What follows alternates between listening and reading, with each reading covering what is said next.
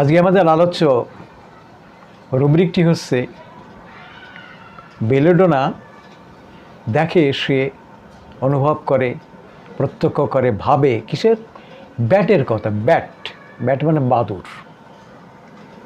বাদুড় একটি নিশাচর প্রাণী, নিশাচর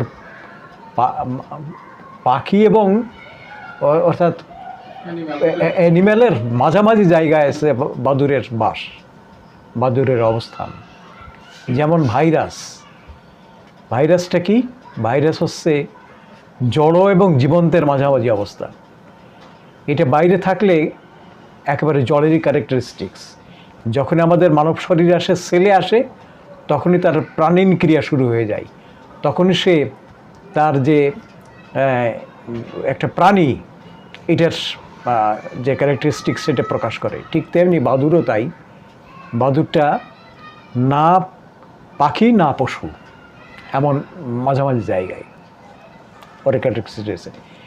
তা আমরা যেটা দেখলাম, বাদুড়ের যে প্রধান বৈশিষ্ট্য, এটা রাত্রে বেরোয় বিভিন্ন জায়গায়, তার সে উড়ে উড়ে ফল সংগ্রহ করে।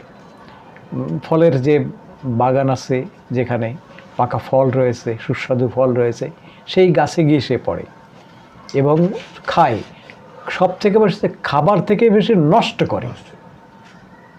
বাদুড়ের খাবার যতটা না করে তার থেকে নষ্ট করে বেশি, এবং সেটা যে নষ্টের পরিমাণটা কেমন হয়, ওইটা আর আমাদের অভক্ষ হয়ে যায়। আমরা তো এটা খেতে পারি না, সেটা হয় ফেলে দেয় নিচে সমস্ত জায়গায়।